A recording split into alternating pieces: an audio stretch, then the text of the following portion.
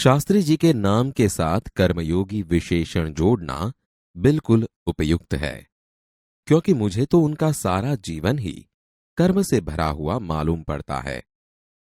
शास्त्री जी सामान्य परिवार से ऊपर उठकर देश के प्रधानमंत्री के जिस महत्वपूर्ण पद तक पहुंचे, उसका रहस्य उनके कर्मयोगी होने में ही छिपा हुआ है। वे उन लोगों में भी नहीं थे जो भाग्य पर भरोसा करके बैठे रहते हैं और अचानक कभी सफलता मिल जाती है, बल्कि वे उन लोगों में से थे जिनको अपनी हथेली की लकीरों के बजाय अपने चिंतन और कर्म की शक्ति पर अधिक भरोसा होता है, और वे क्रमशः अपने जीवन का रास्ता बनाते हुए आगे बढ़ते हैं। शास्त्री जी के लिए कर्म ही ईश्वर था और इसके प्रति बिना किसी फल की आशा किए संपूर्ण भाव से समर्पित रहते थे।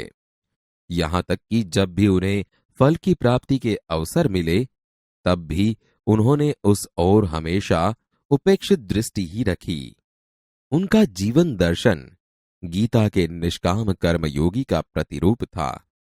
इसलिए मैं समझता हूं कि उन्हें केवल कर्मयोगी के बजाय निष्काम कर्मयोगी कहना कहीं अधिक उपयुक्त होगा। अपने उद्देश्य के प्रति दृढ़ आस्था, उस उद्देश्य को प्राप्त करने के लिए कर्म का भाव तथा उस कर्म के प्रति संपूर्ण समर्पण, ये तीन बातें मुझे उनके संपूर्ण चरित्र तथा जीवन दर्शन में दिखाई पड़ती है। अपने एक भाषण में उन्होंने इसी तरह के विचार व्यक्त करते हुए कहा था, यहां तक कि भले ही आप राजनीतिक क्षेत्र या सामाजिक क्षेत्र या किसी अन्य क्षेत्र में कार्य करते हैं, यदि आप उसमें सफल होना चाहते हैं, अपने दायित्वों का पूरी तरह से निर्वाह करना चाहते हैं, तो आपके कार्य और समर्पण तथा भक्ति और कर्म में समन्वय होना चाहिए।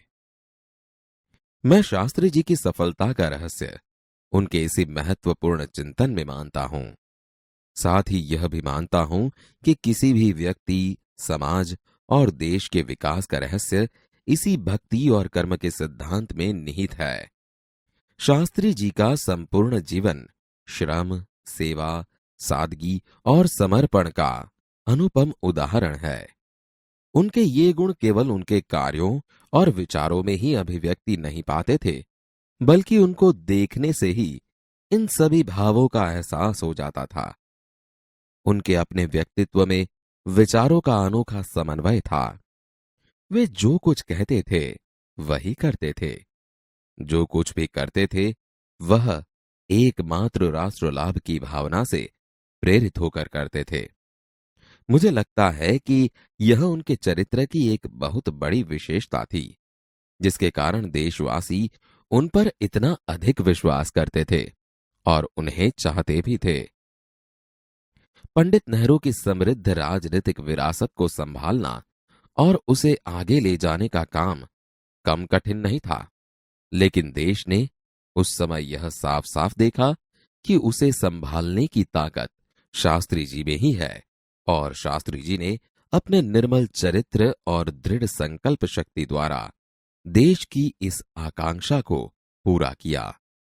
शास्त्री जी की एक सबसे बड़ी विशेषता यह थी कि वे एक सामान्य परिवार में पैदा हुए थे। सामान्य परिवार में ही उनकी परवरिश हुई, और जब वे देश के प्रधानमंत्री जैसे महत्वपूर्ण पद पर पहुंचे, तब भी वह सामान्य ही बने रहे।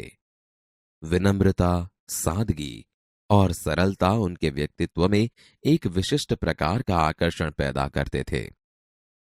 इस दृष्टि से शास्त्री जी का व्यक्तित्व बापू के अधिक करीब था, और कहना न होगा कि बापू से प्रभावित होकर ही सन 1921 में उन्होंने अपनी पढ़ाई छोड़ दी। शास्त्री जी पर भारतीय चिंतकों डॉक्टर भगवान दास तथा बापू का कुछ ऐसा प्रभाव रहा कि वह जीवन भर उन्हीं आदर्शों पर चलते रहे तथा औरों को इसके लिए प्रेरित करते रहे। शास्त्री जी के संबंध में मुझे बाइबल की वह उक्ति बिल्कुल सही जान पड़ती है कि विनम्र ही पृथ्वी के वारिस होंगे। शास्त्री जी ने हमारे देश के स्वतंत्रता संग्राम में तब प्रवेश किया था जब वे एक स्कूल में विद्यार्थी थे और उस समय उनकी उम्र 17 वर्ष की थी। गांधी जी के आह्वान पर वे स्कूल छोड़कर बाहर आ गए थे। इसके बाद काशी विद्यापीठ में उन्होंने अपनी शिक्षा पूरी की। उनका मन हमेशा देश की आजादी और सामाजिक कार्यों की ओर लगा रहा। परिणाम यह हुआ कि सन 1926 में वे लोक सेवा मंडल में शामिल हो गए, जिसके वे जीवन भर सदस्य रहे।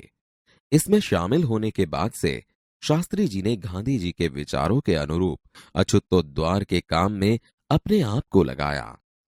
यहां से शास्त्री जी के जीवन का एक नया अध्याय प्रारंभ हो गया।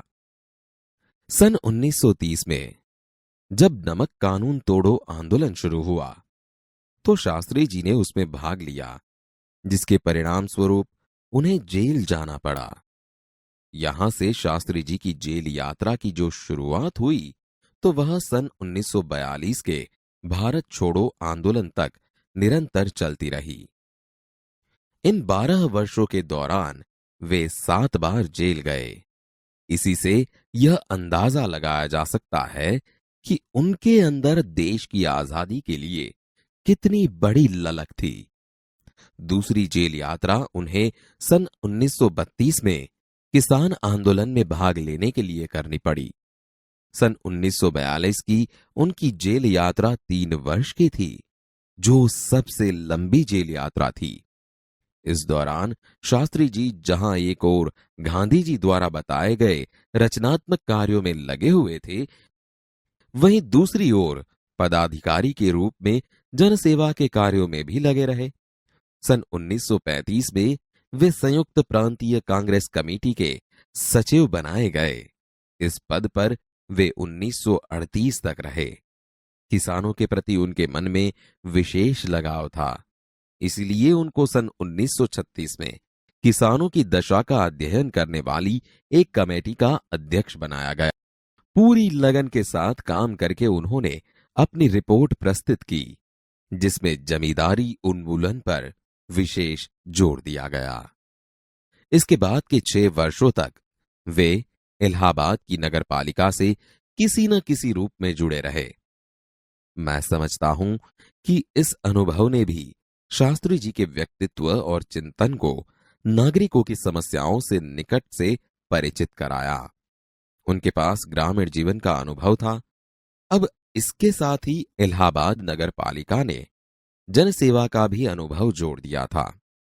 लोकतंत्र की इस आधारभूत इकाई में कार्य करने के कारण वे देश की छोटी छोटी समस्याओं और उनके निराकरण की व्यावहारिक प्रक्रिया से अच्छी तरह से परिचित हो गए थे।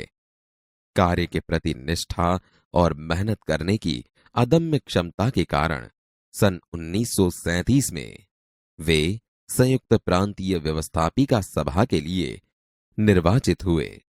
सही मायने में यहीं से शास्त्री जी के संसदीय जीवन की शुरुआत हुई, जिसका समापन देश के प्रधानमंत्री पद तक पहुंचने में हुआ। शास्त्री जी को भारतीय राजनीति की इतनी सही और गहरी पकड़ थी कि श्रीमती इंदिरा गांधी ने उन्हें अपना राजनीतिक गुरु मानते हुए कहा था कि उन्हीं के मार्गदर्शन में मेरा राजनीतिक जीवन शुरू हुआ। देश की आजादी के बाद उत्तर प्रदेश तथा केंद्र सरकार में शास्त्री जी भिन्न भिन्न पदों पर रहे। उत्तर प्रदेश में उन्हें गृह मंत्री बनाया गया। बाद में पंडित नेहरू के अनुरोध पर वे केंद्र में आ गए। केंद्र में उन्होंने रेल और परिवहन, संचार, वाणिज्य, उद्योग और गृह जैसे महत्वपूर्ण मंत्रालयों में मंत्री पद संभाला। इन पदों पर रहते हुए शास्त्री जी ने अपनी जिस प्रशासकीय दक्षता का प्रमाण दिया, वह हमारे देश के लिए एक उदाहरण है। अपने मंत्रालयों के कार्यों में उनका दृष्टिकोण अत्यंत व्यवहारिक तथा सभी प्रकार की औपचारिकताओं से परे होता था। वे अपने को कभी भी अपने पद के कारण ऊंचा नहीं मानते थे।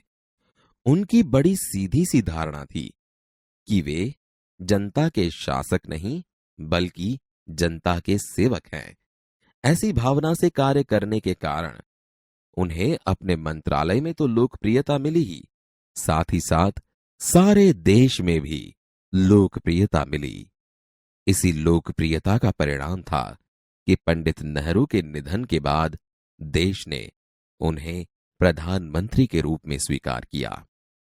देश के इस महत्वपूर्ण पद पर रहते हुए केवल 19 महीने के छोटे से समय में उन्होंने जितनी सफलताएं और लोकप्रियता प्राप्त की, वह एक उदाहरण है। शास्त्री जी के सामने अपना उद्देश्य बिल्कुल स्पष्ट था। उसमें किसी प्रकार का धुंधलापन या भटकाव नहीं था।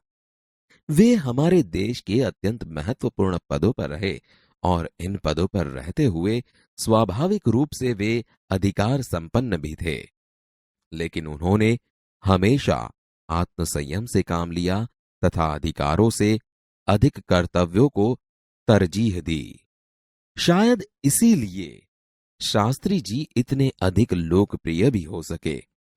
उन्होंने अलीगढ़ मुस्लिम विश्वविद्यालय के दीक्षांत समारोह में 19 दिसंबर 1964 को छात्रों को संबोधित करते हुए कुछ इसी तरह के विचार व्यक्त किए थे।